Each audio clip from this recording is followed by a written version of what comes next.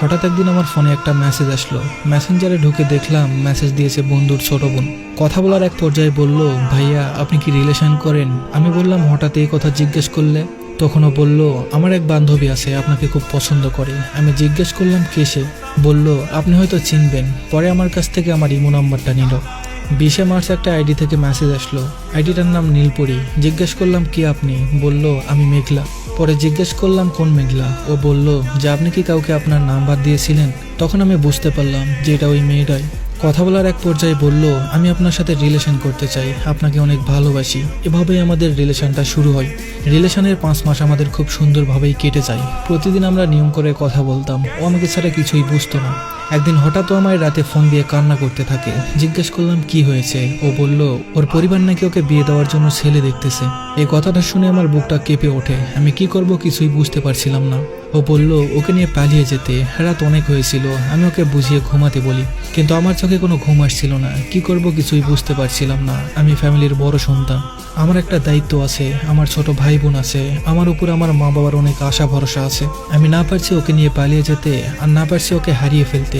তো পরের দিন সকাল 10টায় ফোন দিয়ে কান্না করতে করতে একটা কথাই বলে, আমি তোমাকে ছাড়া বাঁচবো না, আমাকে নিয়ে যাও, চলো আমরা পালিয়ে যাই।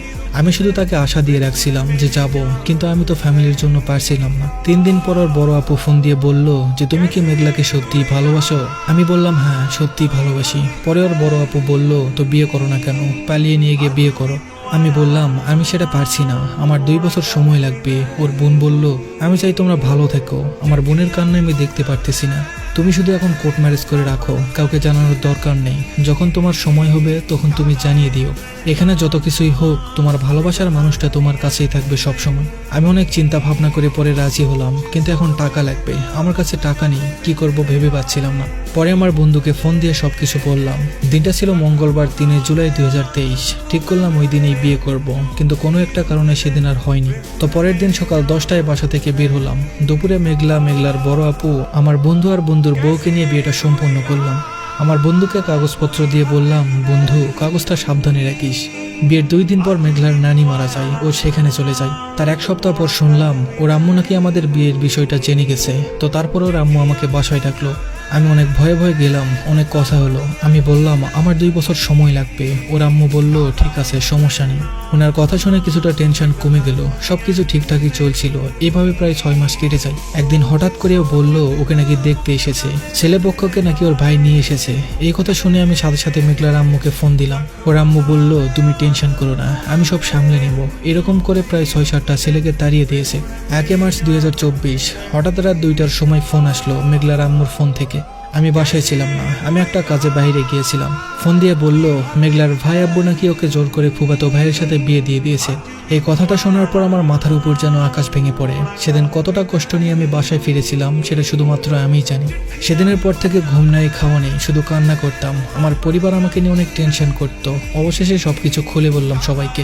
আমার কান্না দেখে আমার পরিবারের প্রত্যেকটা মানুষ কান্না করেছে। আমার মা বাবা শুধু একটাই কথা বলতো, তুই কিছু করিস না বাবা, আমরা ছেলে হারালে কখনোই কিন্তু ছেলে পাবো না। মেঘলার সাথে যোগাযোগ করার অনেক চেষ্টা করেছি, কিন্তু পারিনি। ওর বিয়ের 3 দিন হয়ে গেল, ওর সাথে কোনো যোগাযোগ নেই আমার। হঠাৎ 5 দিন পর মেঘলা আমারে মেসেজ দিয়ে কান্না করতে করতে বলে সবাই নাকি ওকে জোর করে বিয়ে দিয়ে দিছে। ওর আম্মু নাকি একবারের জন্য বলেনি ওর আমার সাথে বিয়ে হয়েছে। ওর আম্মু নাকি ওকে কসম দিয়েছে কিছু না বলতে। আমি বললাম দেখো, যা কিছু হওয়ার হয়েছে, তুমি চলে এসো আমার কাছে। মেঘলা আমাকে আশা দিল যে ও চলে আসবে আমার কাছে। কোনো রকম দিন কাটাতে থাকলাম ওকে পাওয়ার আশায়। একদিন শুনলাম মেঘলার জামাই নাকি সবকিছু জানতে পেরেছে, ওর আগে একটা বিয়ে হয়েছে, তাই মেঘলাকে মেঘলার বাসায় রেখে গেছে। মেঘলার ভাই আব্বু মেঘলাকে আর ওর আম্মুকে নাকি অনেক মেরেছে। এগুলো নিয়ে অনেক ঝামেলা হয়েছিল। পরে ওরা এলাকার কমিশনারের কাছে বিচার দিয়েছে যে আমি নাকি মেঘলার বিয়ে হয়ে গেছে, তারপরেও তাকে ডিস্টার্ব করি ফোন দিয়ে। পরে আমার আব্বু আম্মু কাকাকে নিয়ে গেলাম অফিসে। পরে আমাদের বিয়ের কাগজটা দিলাম কমিশনারের হাতে। কাগজটা দেখে মেঘলার পরিবারকে বলল মেঘলার তো ওর সাথে অনেক আগেই বিয়ে হয়ে গেছে, আপনারা কিভাবে ওর সাথে ঝামেলা না ভেঙে আরেক জায়গায় বিয়ে দিয়েছেন? এখনো যদি মামলা করে আপনারা কি করবেন? মামলা আমি করতে চেয়েছিলাম, কিন্তু আব্বুর জন্য করতে পারিনি। পরে আমার ফ্যামিলি ডিসিশন নিল যে আমায় বিয়ে করাবে। অনেকগুলো মেয়েও দেখিয়েছিল, মেঘলার থেকে অনেক ভালো ছিল তারা, কিন্তু আমার একটাই কথা, আমি বিয়ে করব না। মেঘলাকে হারিয়ে অনেক দিন হয়ে গেল। কিছুদিন আগে শুনলাম ওর নাকি একটা মেয়ে হয়েছে। তখন আমি বিশ্বাস করলাম যে ওই দিন যে ওর ফ্যামিলিরা বলেছিল যে ও 1.5 মাসের প্রেগনেন্ট, কথাটা আসলে সত্যি ছিল। ওর মন একবার চাইছিল আমার কাছে চলে আসতে, আরেকবার চাইছিল না, আসবে না। আমি সবসময় চেয়েছি ও ভালো থাকুক, আজও দোয়া করি ও ভালো থাকুক। ভালো থাকার জন্যই তো ছেড়ে গেছে। কিন্তু আমার আজও মনে পড়ে ওই দিনগুলোর কথা। আমি আজও কান্না করি। প্রায় 1 বছর পার হয়ে গেল, তারপরেও ভুলতে পারিনি।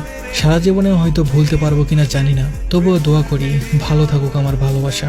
আমার কাছে নাই বা ভালো থাকুক, যার কাছে আছে আল্লাহ তাআলা তার কাছে যেন তাকে ভালো রাখে। আর কোনোদিন যদি তার সাথে দেখা হয় তাহলে জিজ্ঞেস করব কেন বেইমানি করেছে, কেন ছেড়ে গেছে, কেন বলে না যে তার সাথে আমার আগে বিয়ে হয়েছে। আর কিছুই বলতে চাই না, শুধু এতটুকুই বলতে চাই আমাকে এভাবে না ঠকালেও পারতে।